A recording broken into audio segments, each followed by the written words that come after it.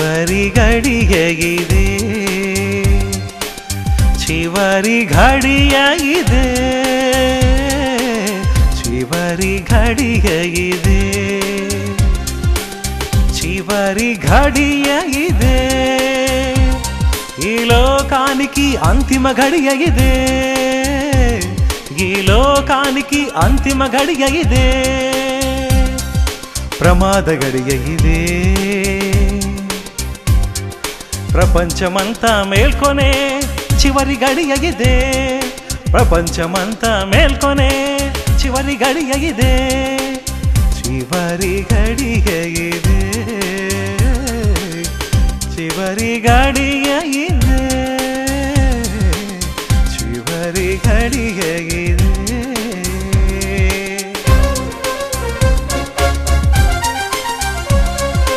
ఎటు చూసిన యుద్ధాలు భూకంపాలే, ఎక్కడ విన్నా మానభంగాలు పాపాలే, ఎటు చూసిన యుద్ధాలు భూకంపాలే, ఎక్కడ విన్నా మానభంగాలు పాపాలే, ఆకాశంలో మార్పులు అవనిలో పెను మార్పులు, ఆకాశంలో మార్పులు అవనిలో పెను మార్పులు, మారిపోయిన మనిషి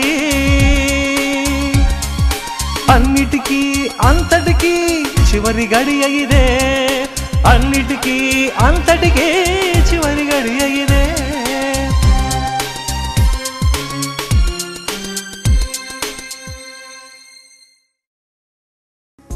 ప్రభునందు చివరి గడియ శ్రోతలకు మా హృదయపూర్వక వందనాలు.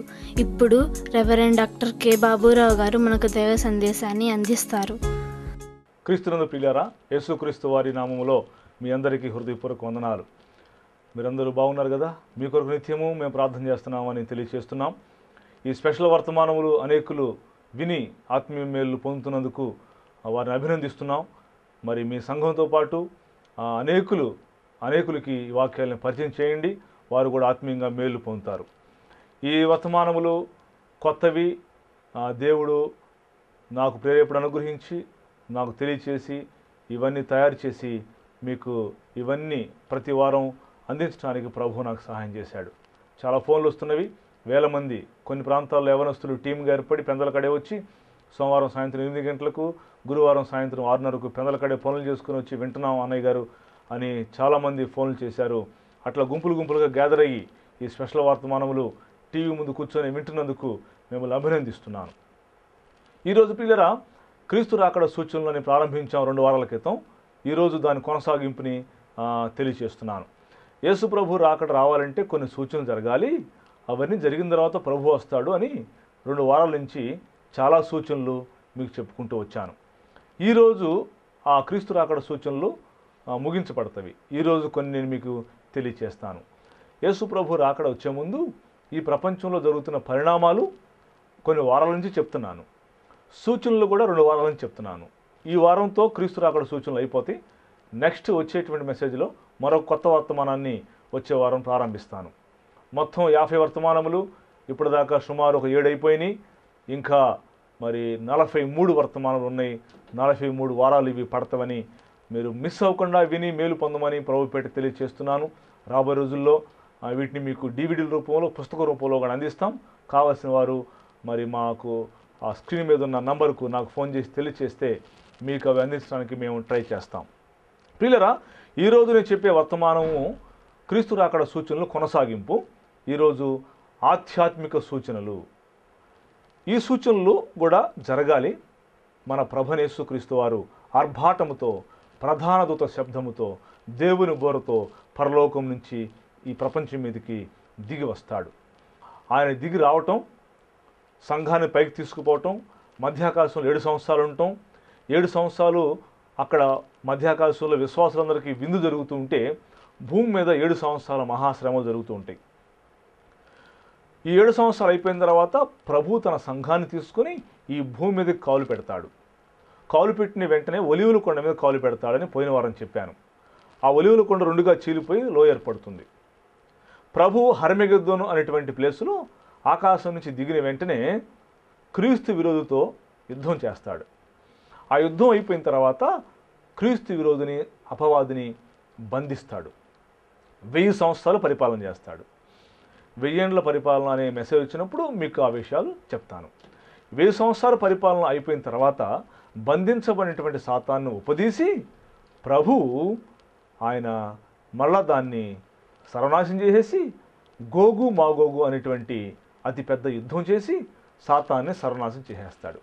గోగు మాగోగు యుద్ధం అయిపోయిన తర్వాత అప్పుడు ఈ ఆకాశ భూములు ఉండవు, క్రొత్త ఆకాశం క్రొత్త భూమిని చేస్తాడు దేవుడు. మనల్ని పరలోకానికి తీసుకెళ్తాడు. పరలోకానికి మనల్ని తీసుకెళ్లేంత వరకు ఇప్పటిదాకా చనిపోయిన వాళ్ళందరూ పరలోకం వెళ్ళలా, పరదైసులో ఉన్నారు. యేసు ప్రభు నమ్ముకొని చనిపోయిన వాళ్ళందరూ పరలోకానికి డైరెక్ట్గా వెళ్ళప్పుడు వాళ్ళు ఎక్కడున్నారంటే పరదేశు. అది ఎక్కడుందంటే పరలోకానికి బయట ఉంది. ఆ పరదేశు, ప్యారడైజ్ అంటారు ఇంగ్లీష్లో, ఆ పరదేశులో ఉన్నారు. యేసు ప్రభు నమ్మన వాళ్ళు డైరెక్ట్గా నరకానికి నరకానికి బయట ఒకటి ఉంది, అది నరక పరదేశు, అక్కడ ఉన్నారు. ఎప్పుడు వెళ్ళేది? నరకానికి వెళ్ళేవాళ్ళు, పరలోకానికి వెళ్ళేవాళ్ళు ఎప్పుడు వెళ్తారు? గోగు మాగోగు యుద్ధం అయిపోయిన తర్వాత, కొత్త ఆకాశం కొత్త భూమి అయిన తర్వాత దేవుడు పైకి తీసుకుని వెళ్ళి అక్కడ మనకి తీర్పు తీరుస్తాడు. ప్రభువును నమ్మిన వాళ్ళకి కూడా తీర్పు, నమ్మని వాళ్ళకి కూడా తీర్పు. ప్రభువును నమ్మిన వాళ్ళకి క్రీస్తు న్యాయపీఠం ఎదుట మనకి తీర్పు, నమ్మన వాళ్ళకి ధవళ సింహాసనం ఎదుట తీర్పు. ధవళ సింహాసనం ఎదుట వాళ్ళకి తీర్పు తీర్చి వాళ్ళ నరకానికి తీసుకెళ్తాడు. ప్రభువును నమ్మిన మనకు కూడా క్రీస్తు న్యాయపీఠం ఎదుట మనకు కూడా తీర్పు. అవి మంచివైన సరే చెడ్డవైన సరే శరీరంతో జరిగించిన వాటి ఫలము పొందినట్టు ప్రతి వాడును క్రీస్తు న్యాయపీఠం ఎదుట ప్రత్యక్షము కావాలని బైబిల్ చెప్తుంది. అక్కడ తీర్పు తీర్చిన తర్వాత మనల్ని పరలోకానికి తీసుకెళ్తాడు. అప్పుడు నిత్యత్వము. పిల్లరా, నిత్యత్వం అనే సబ్జెక్ట్ వచ్చినప్పుడు అది చెప్తాను. అప్పుడు మనం అందరం పరలోకంలో యుగయుగములు లెక్కింప సఖ్యము కాని సంవత్సరములు అక్కడ ఉంటాం. క్రీస్తు రాకడ రావాలి. ఇప్పుడు రావాలంటే ఏం సూచనలు జరుగుతున్నాయో చెప్తూ వస్తున్నాను. ఈరోజు చెప్పే సూచనలు ఆధ్యాత్మిక సూచనలు. ఈ ఆధ్యాత్మిక సూచనలో అంజూరపు చెట్టు సూచన చెప్పాలి మీకు. ఈ వారంతో ఈ సూచనలు అయిపోతే వచ్చే వారం కొత్త మెసేజ్ స్టార్ట్ చేస్తాను. ఆధ్యాత్మిక సూచనలో అంజూరపు చెట్టు సూచన. ఇదేంటి? బైబిల్ గ్రంథంలో 2 చెట్లు ఉన్నాయి. ఒకటి అంజూరపు చెట్టు, 2 ఒలివ చెట్టు. ఒలివ చెట్టు విశ్వాసిక సాదృశ్యం అని చెప్పాడు, సాదృశ్యంగా పోల్చబడింది. అంజూరపు చెట్టు ఇశ్రాయేల్ దేశానికి సాదృశ్యం. అంజూరపు చెట్టు గురించి ప్రభు చెప్తూ ఒక రోజున శిష్యులు ప్రభువారు పొలంలో నడుచుకుంటా ఊరు వెళ్తున్నారు. ప్రభువారికి ఆకలైనప్పుడు అంత దూరం అంజూరపు చెట్టు చూశాడు. ఆకులు గల అంజూరపు చెట్టు అని బైబిల్లో ఉంది. దగ్గరికి వెళ్ళి తిందామని కాయలు చూస్తే కాయలు లేవు, శపించాడు, ఎండిపోయింది. మళ్ళీ వాళ్ళు పని చూసుకొని తిరిగి వస్తున్నప్పుడు చెట్టు చూస్తే శిష్యులు చెప్పారు, ఎండిపోయింది ప్రభా, నువ్వు శపించిన చెట్టు అన్నారు, ఎండిపోయింది. పిల్లరా, ఆ చెట్టుకి కాయలు లేకపోతే ఇంకో చెట్టు దగ్గరికి వెళ్ళి ప్రభువారు అంజూరపు కాయలు తినొచ్చుగా ఆయనకు ఆకలైనప్పుడు. ఆ చెట్టుని ఎందుకు శపించాడు? ఆ చెట్టుకి శాపం వచ్చింది, ఆ చెట్టుకి కాయలు శపించాడట. పక్క చెట్టు దగ్గరికి వెళ్ళి తినొచ్చుగా అని చెప్తున్నాను నేను. ఎందుకంటే అంజూరపు చెట్టు వ్యవహారం ఏంటంటే బెరడంతా ఊడిపోయి పచ్చటి బెరడొచ్చి ఆకులు కూడా ఫుల్లుగా వచ్చిన తర్వాత అప్పుడు కాయలు వస్తాయి. అంజూరపు చెట్టు విషయంలో ఫుల్లుగా ఆకులు వచ్చిన తర్వాత కాయలు వస్తాయి. కాయలు వచ్చి ఆ కాయలు ఆకులు చాటున ఉంటాయి. ప్రభువు యూదుడు కాబట్టి ఆయనకు తెలుసు అన్నీ. ఈ చెట్టుకి ఆకులు ఉన్నాయంటే గ్యారంటీగా కాయలు ఉంటాయి అని వెళ్ళాడు. కాయలు లేవు, ఎందుకంటే గొడ్డుము చెట్టు అది. శపించాడు, ఎండిపోయింది. పిల్లరా, ఎందుకు ఎండిపోయిందంటే అంజూరపు చెట్టు ఇశ్రాయేల్ దేశానికి సాదృశ్యం కదా. శిష్యులందరూ చూసేట్టుగా దాన్ని ఎండగట్టాడు ప్రభు. అవును పిల్లరా, ఒక రోజున ఇశ్రాయేల్ దేశము అంటే అంజూరపు చెట్టు ఎండిపోయిద్దని చూపించాడు. అవును, క్రీస్తు 70 సంవత్సరంలో టైటస్ యెరూషలేం మందిరాన్ని నాశనం చేసి ఇశ్రాయేల్ అందరిని ప్రపంచ దేశాలకు చెదరగొట్టి ప్రపంచ మ్యాప్ మీద ఇశ్రాయేల్ దేశం లేకుండా చేసి దానికి పాలస్తీనా అని పేరు పెట్టి వెళ్ళిపోయాడు. ఆనాడు ఎండిపోయింది అంజూరపు చెట్టు క్రీస్తు 70లో. ఆనాడు యేసు ప్రభు వారు అంజూరపు చెట్టుని పొలంలో ఎండగడటానికి ఇదే కారణం. ఒక రోజున అంజూరపు చెట్టు అంటే ఇశ్రాయేల్ దేశం ఎండిపోయిద్దని చూపించాడు, అందుకొరకు చెప్పించాడు. లేకపోతే పక్క చెట్టు దగ్గరికి వెళ్ళి తినేవాడే కాయలు. అర్థమవుతుందా? కాబట్టి ఆ చెట్టు అంజూరపు చెట్టు క్రీస్తు 70లో ఇశ్రాయేల్ దేశం ఎండిపోయింది. మళ్ళా 1948 మే 14వ తారీఖున స్వాతంత్రం తెచ్చుకొని అంజూరపు చెట్టు చిగురించింది. దేవునికి స్తోత్రం, ప్రైజ్ ది లార్డ్. అంజూరపు చెట్టు చిగురించింది. చెట్లు లేతదై చిగురించినప్పుడు వసంతకాలం రాబోతుందని తెలుసుకోమని చెప్పాడు ప్రభువారు. చెట్లు లేతవే చిగురిస్తున్నప్పుడు మనం ఏమనుకుంటాం? వసంతకాలం వస్తుందా అనుకుంటాం. అలాగే అంజూరపు చెట్టు అంటే ఇశ్రాయేలు దేశం ఎప్పుడైతే మళ్ళీ చిగురించిద్దో అప్పుడు నా రాకడ వస్తుందని తెలుసుకోమన్నాడు. క్రీస్తు శకం 70 సంవత్సరంలో ఎండిపోయిన ఇశ్రాయేలు దేశం అంటే అంజూరపు చెట్టు 1948 మే 14 తారీఖున స్వాతంత్రం తెచ్చుకొని చిగురించింది. చెదిరిపోయిన ఇదులందరూ కూడా తిరిగి ఎలా వస్తున్నారో ఇశ్రాయేలు పునర్జన్మలో చెప్పాను. ఆ మెసేజ్లో మీరు విన్నారు అందరూ. పిల్లరా, అంజూరపు చెట్టు చిగురించింది, వసంతకాలం వస్తుంది. అంజూరపు చెట్టు చిగురించింది, క్రీస్తు ప్రభు రాకడ వస్తుంది. ఇదే పెద్ద గుర్తు. ఇశ్రాయేలు దేశం అంజూరపు చెట్టు చిగురించింది, ప్రభు రాకడ ఇంకా సమీపంగా ఉందని మనం అర్థం చేసుకోవాలి. ఇంకా ఈ ఆధ్యాత్మిక సూచనలో మరొక సూచన నేను మీకు చెప్పేది ఏంటంటే పాప పరిహార హోమ భస్మము. ఇదేంటో చూద్దాం. ఇది కూడా ఆధ్యాత్మిక సూచన. ఇదేంటంటే ప్రియులారా, పాత నిబంధనలో చాలా బలులు ఉన్నాయి. వాటిలో పాప పరిహారార్థ బలి ఒకటి. ఈ పాప పరిహారార్థ బలి వ్యవహారం ఏంటంటే ఒక ఎర్రని పెయ్యం తీసుకురావాలి. దాని మీద ఒక మచ్చ కానీ తెల్ల ఎంటుకు కూడా ఏమి ఉండకూడదు. అది తీసుకొచ్చి బలర్పించి కాల్చి పేడ, కాళ్ళు, తలకాయ మొత్తం అన్నిటితో సహా కాల్చేసి బూడి చేయాలి. ఎర్రని పెయ్య, ఒక తెల్లంటుకు ఉండకూడదు. ఆ రోజుల్లో మోషే ధర్మశాస్త్ర చేసేవాళ్ళు. ఆ పెయ్యని తీసుకొచ్చి పేడ, కాళ్ళుతో సహా మొత్తం కాల్చేసి బూడిచ్చేసి ఆ బూడిదని నీళ్ళలో పోసుకొని ఇశ్రాయేలు అన్నాడు తాగేవాళ్ళు. యెరూషలేము మందిరంలోకి వెళ్తున్నప్పుడు నెత్తి మీద పాప పరిహార హోమ జలము అంటారు దాన్ని చల్లుకొని ఇశ్రాయేలు ఆనాడు మోషే ధర్మశాస్త్ర కాలంలో ప్రత్యక్ష గుడారం టైంలో లోపలికి వెళ్ళేవాడు. యెరూషలేము మందిరాన్ని సొలొమోను కట్టినప్పుడు కూడా అది అప్పటికే వాళ్ళు ఆచరిస్తూనే ఉన్నారు. ఆ బూడిదని నీళ్ళలో చల్లుకొని నీళ్ళలో పోసుకొని నెత్తి మీద చల్లుకునేవాళ్ళు. పాప పరిహార హోమ జలము అంటారు దాన్ని. ఇది పాప పరిహారార్థ బలి యొక్క వ్యవహారం. ఈ ఎర్రని పెయిన్ తీసుకొచ్చి వధించి బూడిచ్చేసి నెత్తి మీద చల్లుకొని లోపలికి వెళ్ళాలి కదా. మళ్ళీ ఆ బూడిద అయిపోయేలోపు అవక ముందే మరొక పెయిన్ తీసుకొచ్చి మళ్ళీ వధించి మళ్ళీ బూడిచ్చేసి ఆ కొత్త బూడిదని పాత బూడిదలో కలపాలి. మళ్ళీ ఈ బూడిద అయిపోకమునిపై ఇంకో పెయిన్ వధించి బూడిచ్చేసి మళ్ళీ కలపాలి. అంటే బూడిద అయిపోకూడదు. అది ఆ పాప పరిహారార్థ బలి యొక్క సిస్టమ్.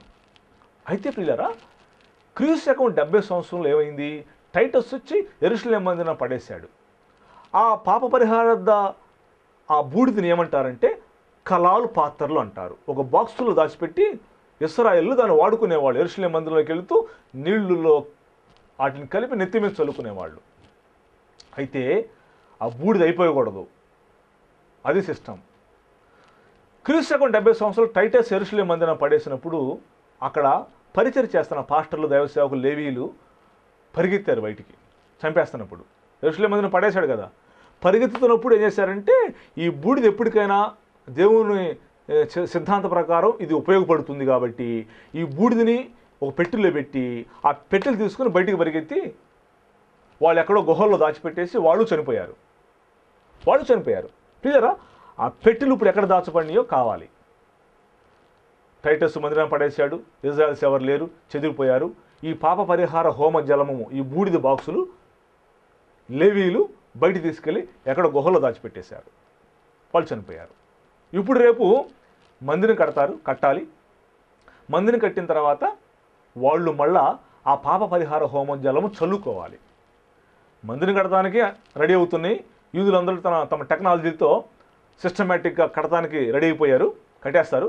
కట్టిన తర్వాత మరి ఈ పాప పరిహార హోమ జలం చల్లుకోవాలిగా. పాప పరిహార హోమ జలం చల్లుకోవాలంటే పాత బూడి దొరకాలి కదా. వాటిల్ని కలాలు పాత్రలు అంటారు. ఆ పాత్రలు ఇప్పుడు ఎక్కడ ఉన్నాయో ఎవరికి తెలియదు. ప్రియారా, అయితే మందిరం కట్టేలోపు ఇది దొరకాలి.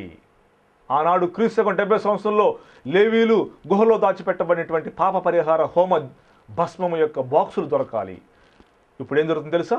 ఇశ్రాయేల్ గవర్నమెంట్ వాళ్ళు శాస్త్రవేత్తలకు జీతాలు ఇచ్చి భూతద్దాలు ఇచ్చి ఎర్రని పెయ్య ఒక్క తెల్లంటికి కూడా ఉండకూడదు, మచ్చ కూడా ఉండకూడదు, ఎక్కడుందో ఎతకండి అని జీతాలు ఇచ్చి పంపిస్తుంది. ఇప్పుడు ఆనాడు క్రీస్తు శకం 70 సంవత్సరంలో దాచబడిన కలాల పాత్రలు, పాప పరిహార హోమ జలము బాక్సులు, భస్మము యొక్క బాక్సులు ఎక్కడ వెళ్ళండి అని జీతాలు ఇచ్చి శాస్త్రవేత్తలను గుహల్లోకి పంపిస్తుంది.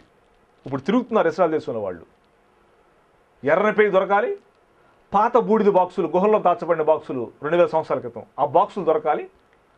మందిరం కట్టాలి, ఎర్ర పెయ్యిని వధించాలి, బూడి చేయాలి, పాత బూడిద బాక్సులు దొరకాలి. ఈ కొత్త బూడిదని ఆ పాత బూడిదిలో హోమ భస్మములు కలపాలి. మందిరం కట్టిన తర్వాత ఈ జలము నెత్తి మీద జల్లుకుని లోపలికి వెళ్ళాలి. అది జరగాలి. అప్పుడు దాకా ప్రభు రాడు. ఇప్పుడు జరుగుతుంది ఆ కథే. అక్కడ ఇస్రాయల్ గవర్నమెంట్ శాస్త్రవేత్తలు భూతద్దాలు ఇచ్చి ఆ పాత బూడిద బాక్సులు ఎక్కడ దాచబడినో వెతుకుతున్నారు. ఎర్రని పెయ్య కోసం భూతద్దాలు వేసుకుని వెతుకుతున్నారు. ఈలోపు మందిరం కట్టబడాలి. మందిరం కట్టబడుతుంది. మందిరం కట్టబడేలోపు ఎర్రని పెయ్య దొరకాలి. 2000 సంవత్సరాల క్రితం దాచబడిన పాప పరిహార హోమ భస్మ బాక్సు దొరకాలి. దొరికితే ఒక సూచన అయిపోయినట్టే. ప్రభునందు ప్రియులారా, ఈ మధ్య 2012 అనేటువంటిది యుగాంతం అని కొంతమంది దుర్బోధకులు వచ్చి దుర్బోధ చేస్తున్నారు. అవన్నీ డూప్లికేట్, నమ్మబాకండి. ఇన్ని సూచనలు, ఇంత ఆధ్యాత్మిక సూచనలు, పెద్ద పెద్ద సూచనలు, నేను 2 నెలల నుంచి చెబుతున్నటువంటి ఈ సూచనలన్నీ జరగకుండా 2012 యుగాంతం అంటే ఎవరు నమ్మమంటారు? ఎవరు నమ్మరు, నమ్మకూడదు కూడాను. ఎన్ని సూచనలు జరగాలండి ప్రియులారా. ఈ సూచనలన్నీ 2012లో జరగచ్చు, లేదా 2100లో జరగచ్చు, లేదా 10 ఏళ్ళ తర్వాత జరగచ్చు. అది మన డేట్ తెలియదు అసలు. ప్రభు డేట్ చెప్పాల, ఆయన రాకడ డేటు. తప్పుడు బదులు వినబాకండి. మేమే గొప్పవాళ్ళం అని చెప్పట్లా. మేము చెప్పే లెసన్స్ బైబిల్కి కంపేర్ చేసుకుని చూసుకోనండి. సత్యమైతే నమ్మండి. డూప్లికేట్ మెసేజ్ చెప్పట్లా. పిల్లరా, ఆధ్యాత్మిక సూచనలో ఇది ఒక సూచన. ఎర్రని పెయ్య, పాప పరిహార హోమ భస్మము. సో దానికి కూడా సిద్ధమైపోయింది. ఇంకొక ఆధ్యాత్మిక సూచన చెప్తున్నాను. యెరూషలేము మందిరం నిర్మాణం చేయబడాలి. పోయిన మెసేజ్లో చెప్పాను. దానికి ఇంకొంచెం వివరించి నేను మీకు జ్ఞాపకం చేస్తున్నాను. ఆధ్యాత్మిక సూచనలో యెరూషలేము మందిరము చాలా పవిత్రమైన భూమి, హోలీ ల్యాండ్. ప్రపంచానికి సెంటర్లో ఉంది యెరూషలేము. అక్కడ పుట్టాడు ప్రభు. ప్రపంచానికి దేవుడు కాబట్టి అక్కడ పుట్టాడు ఆయన. యెరూషలేము మందిరం కట్టబడింది. 3 సార్లు కట్టారు దాన్ని, 3 సార్లు పడేశారు. రేపు 4వసారి కట్టబోతున్నారు. పిల్లారా, పోయినసారి నేను చెప్తేనే అబ్రహాము ఇస్సాకుని బలి ఇవ్వబోయినటువంటి మోరియా పర్వతము, దావీదు ఒక కళ్ళములో, వర్ణాను కళ్ళములో బలిపీఠం కట్టిన ప్లేసు, సొలొమోను మందిరం కట్టిన ప్లేసు, ఈ 3 ఒకటే. అందుకొరకే ఆనాడు దేవుడు అబ్రహాముని, ఇస్సాకు నీ కొడుకు ఇస్సాకుని తీసుకెళ్ళి అక్కడ బలి ఇవ్వమన్నాడు. ప్రపంచ సృష్టి కర్త అక్కడ బలి ఇవ్వమన్నాడు. ఎందుకంటే ప్రపంచ ముగింపు అక్కడ ఉంది కాబట్టి. అబ్రహాము ఇస్సాకుని తీసుకెళ్ళి బలి ఇవ్వబోయిన ప్లేసు, దావీదు వర్ణాల కాలంలో బలిపీఠం కట్టిన ప్లేసు, సొలొమోను మందిరం కట్టిన ప్లేసు, ఈ 3 ఒకటే. ప్రియులరా, అక్కడ ఉంది ప్రపంచ ముగింపు. అదేంటి పాస్టర్ గారు అలా అంటారు? ఇన్ని దేశాలు, ఖండఖండాలు, మహాపట్నాలు, పెద్ద పెద్ద వాషింగ్టన్ డీసీలు, న్యూయార్కులు, పెద్ద పెద్ద లండన్ సిటీలు లాంటి సిటీల్లో ప్రపంచ ముగింపు లేదా? లేదండి. రండి చెప్తాను మీకు.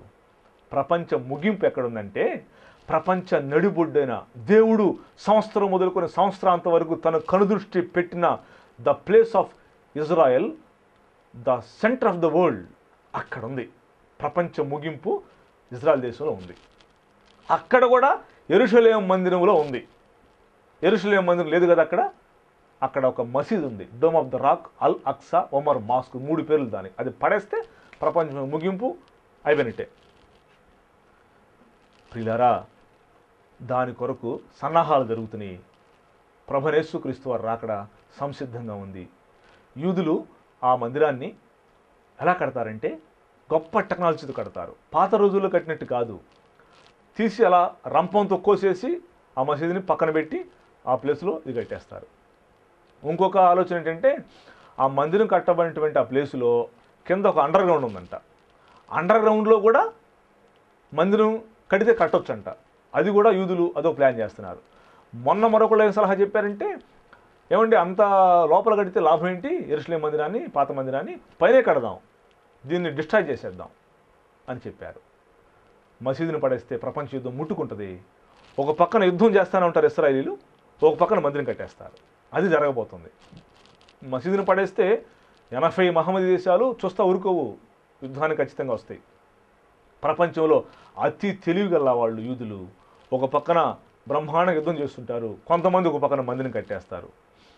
పిల్లారా, ప్రభువైన యేసుక్రీస్తు వారు ఈ ప్రపంచం మీదకి వచ్చేస్తాడు. 7 సంవత్సరాల శ్రమలు ప్రారంభమవుతాయి.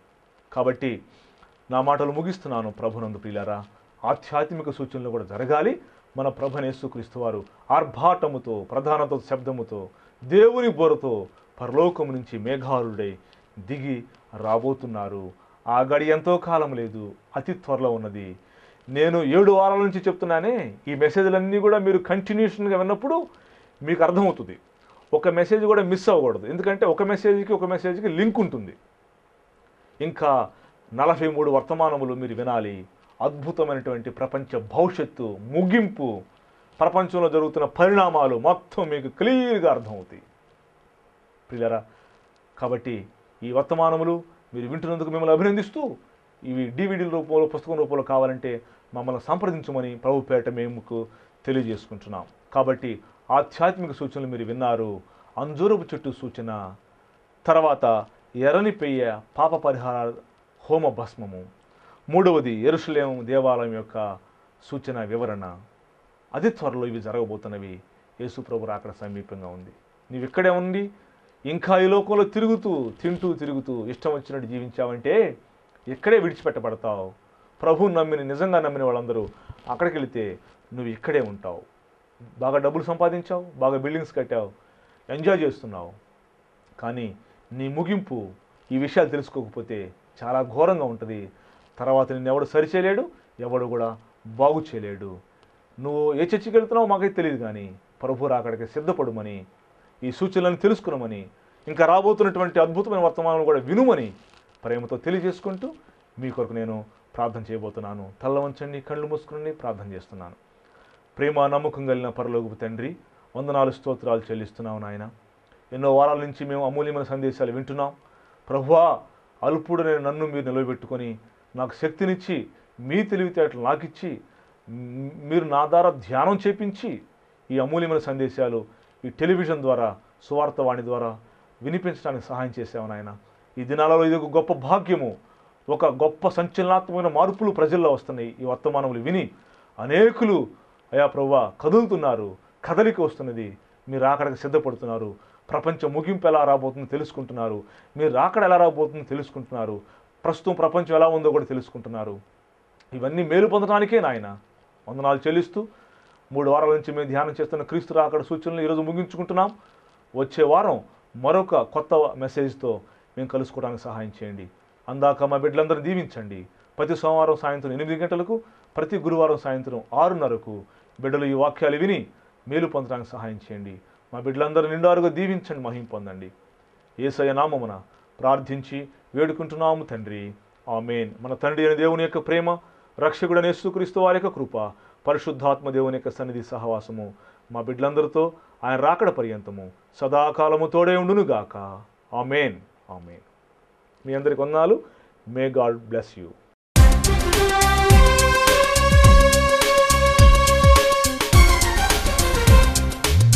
చివరి గడియగిదే. చివరి గడియ అనే మా టీవీ కార్యక్రమంలో రాబోచున్న అమూల్యమైన సందేశాలు. ఈ సందేశాలు రెవరెండ్ డాక్టర్ కె బాబురావు గారు తన 17 సంవత్సరాల సేవా అనుభవంలో ప్రార్థించి ధ్యానించి సిద్ధపరిచిన సందేశాలు.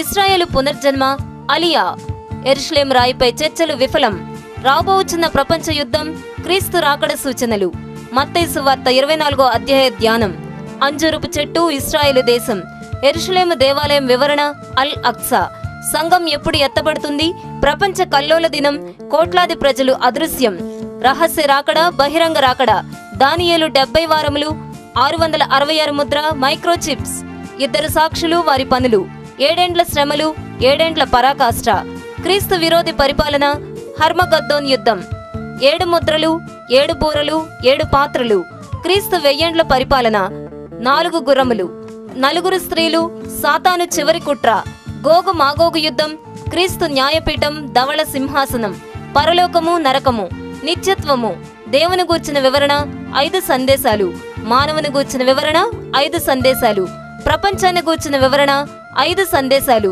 సంఘాన్ని గూర్చిన వివరణ 5 సందేశాలు, అపవాదిని గూర్చిన వివరణ 5 సందేశాలు. మా address reverend doctor K Baburao గారు, door number 4-8-400, Reddy building road, Rama building centre, Amaravati road, Guntur. Phone number 9440767072.